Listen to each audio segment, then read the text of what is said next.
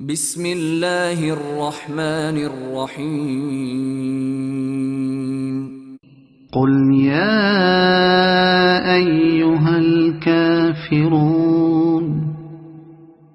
لا أعبد ما تعبدون ولا أنتم عابدون ما أعبد ولا أنا عابد ما عبدتم ولا أنتم عابدون ما أعبد لكم دينكم ولي دين. صدق الله العظيم.